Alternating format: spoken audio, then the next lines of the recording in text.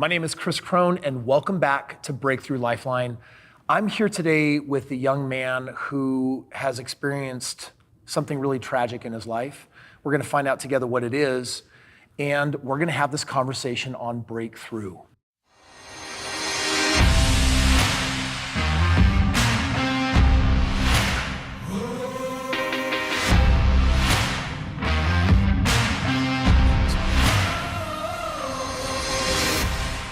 Jake, how are you doing, my friend? I understand a little bit about you, but why don't you tell me a little bit about your life, your past, kind of what you're going through?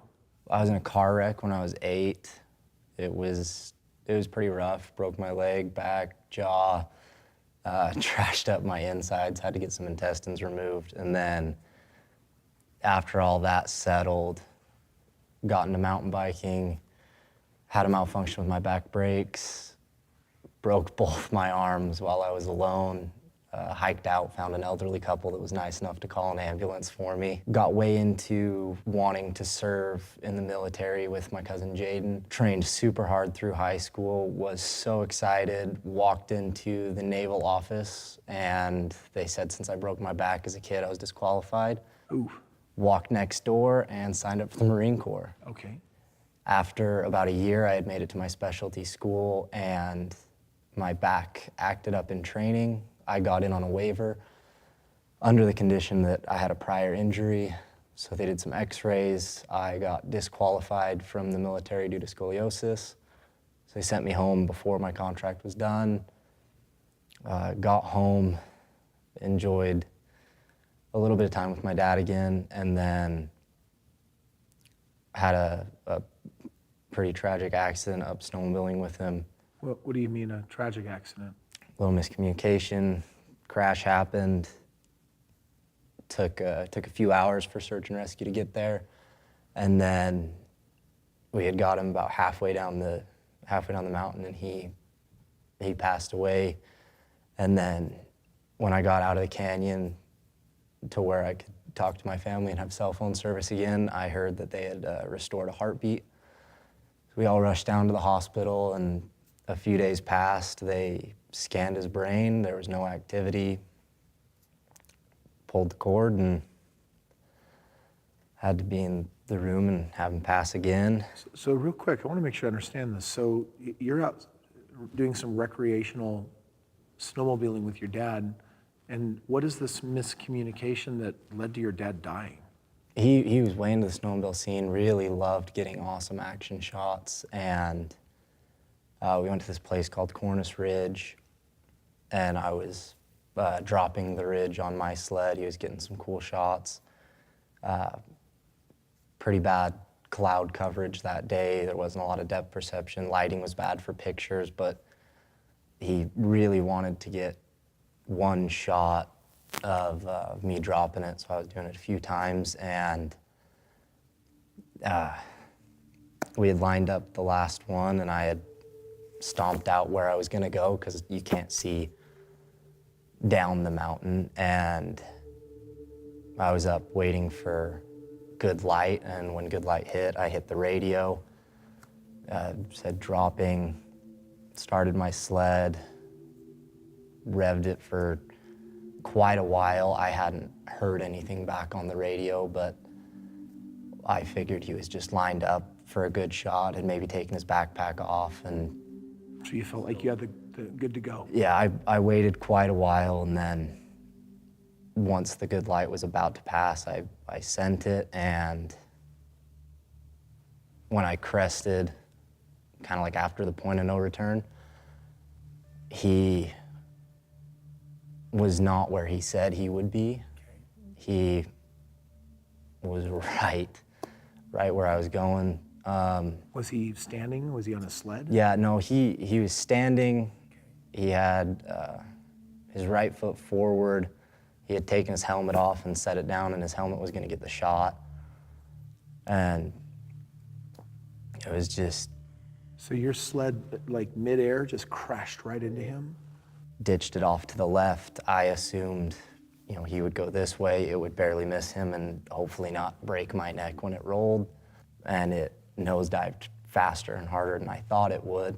I slam deck and look up and see the last tip of the sled, and I'm screaming Dad, and I wasn't hearing anything yet because I still had my helmet on and everything, and I sprint up the hill to him, and his femur was broken, his right femur was broken, we're right at the borderline of the wilderness. We're miles away from a parking lot. We're, no human in sight type deal. What were you and him talking about in that moment that you got to him? He was screaming my name, I was screaming his. I came up. I asked, what should I do? Because I didn't know if I would need to leave him to go to cell service or not. Luckily, right where we were, we had cell service. So dialed 911, got an operator on the line, kind of explained where we were, that it was serious. We need a chopper in the air like right now. I will give you details, just launch the chopper now. After a while, she said we should probably conserve battery, so I hung up the call, sat and talked for, I think 2 hours before we even heard a chopper.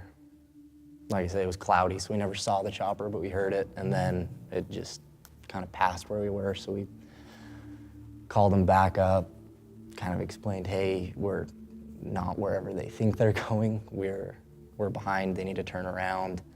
They had to play their cards right. They had to be safe. So they turned around and said, search and rescue's coming up for you. Hung up the phone, and in that moment is when my dad said, if you turn around, I'm gonna die. Conversation kind of just changed from, two buddies hanging on to condolences, last words type. It was just. What was your last words with your dad? Him and I were pretty rough around the edges. We said I love you, kind of, sort of. Did side hugs, stuff like that, but in those last moments, I was mostly I started by just saying, I'm sorry, it's done, and he said, don't be sorry, be thankful, and it took that for both of us to say we were proud of each other and that we loved each other. So you got to share that. Yeah, we were strange. We would be really hard on each other in person, but to others, man, we talked each other up like, he was Superman to me as a kid. I just wouldn't say that to his face. So let me ask you, your dad passed away in your arms? Yeah, search and rescue finally showed up, and we got him on a stretcher, and he was pretty bad at this point. Yeah. A couple broken ribs, punctured lung, collapsed lung at the end, and we got him on the stretcher, and we had started moving him from where he was to get him down the mountain to the chopper, because they had come back and landed where I told them they could land, but I'm not an official member, so. Yeah. But we got him turned around, and he started looking around at everyone, and he said, I must be passing out because you guys are looking really funny. And then they were trying to lower him with this winch that was just so slow. And I just said I'd had it. I'll buy you a new rope. I'm gonna cut your rope off. But I went to go grab my pocket knife, and I'd used it to cut his backpack off to help him breathe a little bit better. And so I didn't have my knife, but luckily one of the search and rescue dudes, who's still one of my good friends, told me to get at the bottom of the sled and push it up, and I pushed it up, and he untied it. And the second he untied it, I just grabbed the sled and pulled with everything I had, and him and I went flying down that mountain. I kicked my feet into the snow and slowed us down, because my buddy who had untied it told me to slow down, and I stopped and looked up, and his face was changing color. He he was done, and he looked to the right, and we were in this big bowl, and on the far side of the bowl, there's one tree, no tracks, but his and mine that had summited out. Neither of us pulled out. And so he looked over and he saw that, and then pupils took up the whole eye. I had med training. I knew how tourniquets worked. I knew all the things to do. And I followed all the procedures I knew to a T, and it didn't work. Yeah. First of all, I'm sorry that you went through something that horrific.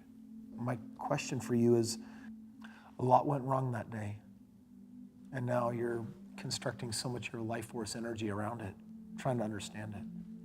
But there's more to your story, right? You found love. I found something. You have found something. Didn't last very long. No, right when I got back from the Marine Corps, I met someone. She's the only girl I ever introduced my dad to. She was with me through it, and we got married soon after. We got a cute little girl together, but things didn't last.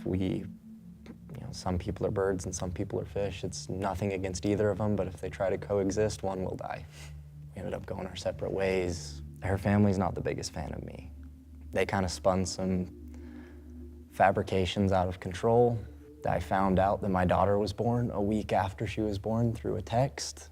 Didn't get a hold of her for a little while. I wasn't on the birth certificate for 9 months. So first of all, you've definitely experienced, some unique, super difficult things in life that a lot of people don't have to. Genuinely, my heart goes out to what you've had to experience in life. What frankly has me concerned is that as you're going and sharing all of these experiences, what I hear and feel is victimhood. The one word that you don't want to identify with. He was victim. When you think about what's happened with your ex-wife and your daughter, in all of that, what have you decided about Jake? Honestly, I haven't totally found myself yet, but at least now I can look myself in the eyes.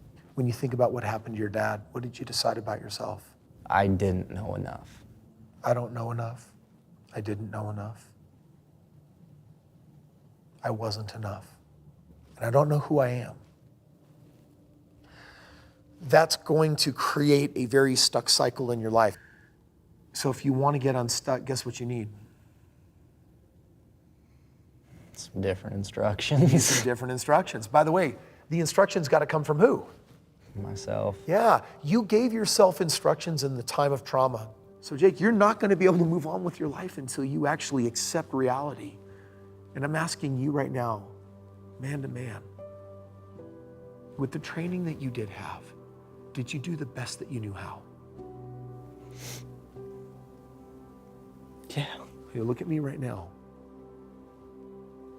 I know factually that you did the best that you knew how. In fact, you were more equipped than your typical 19-year-old. You were fit, strong. You had some medical training that I promise you most 19-year-olds don't have. And you did the best you could with this situation. True or false? True. You want to know how to break the cycle? You need a different instruction. Guess what the instruction is? I know who I am. I know who I am. Thank you. I found myself. Say it. I found myself. I know who I am. I know who I am. I am enough. I am enough. These are the words that are missing in your life. Words manifest our future. I can facilitate a process for you, but you really have to be ready to want a better life. And I'm asking you, Jake, at 22, are you ready for that? Yeah, more so than I could put into words. Close your eyes. Take a deep breath in through your nose. Jake, if you could invite somebody in to give you some different advice on these life choices, who would you call upon?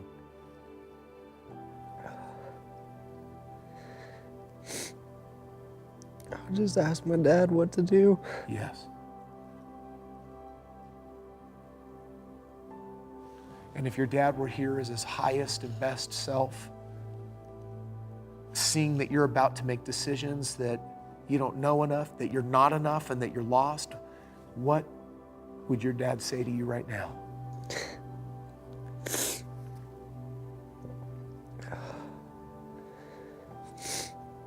He'd slap my shoulder and say, "Come on, let's figure it out."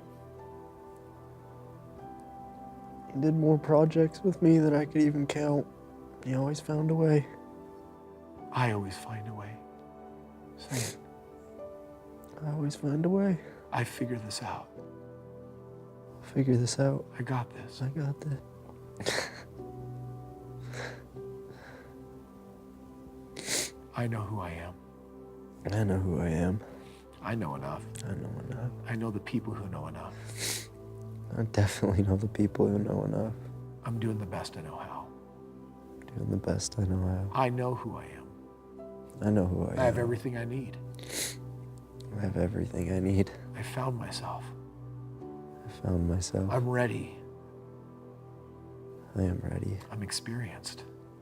I'm experienced. And I'm excited And I'm excited to create my life. create my life. I forgive me. I do forgive me. It's okay. And in your mind's eye, see your dad and ask him a question. Is it time for me to get up and finally move on?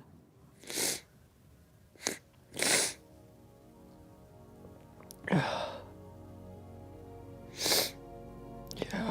Ask him, can I come out of this 3-year squat? It's about damn time. Oh. And right there to give your dad a hug and say thank you. Breathe it in. Awesome, brother. I'm proud of you. Everyone's going through something, and some of us more than others. Every moment you spend reliving something negative that happened to you without the purpose of learning a valuable insight or lesson, but literally just reviewing it to relive the past negatively and to conjure that energy up all over again, all you're going to do is add an energy of attracting that kind of garbage back into your life. Negativity finds negativity, and positivity finds positivity. If your glass is half empty, I got news for you. It'll probably be that way your entire life, except the water in it's gonna shrink and shrink and shrink. That glass half full, you ultimately will find what you're looking for. So my sincere hope for you and my sincere hope for Jake is that moving forward, he'll honor these 2 rules. Hopefully that will help you live your best life possible.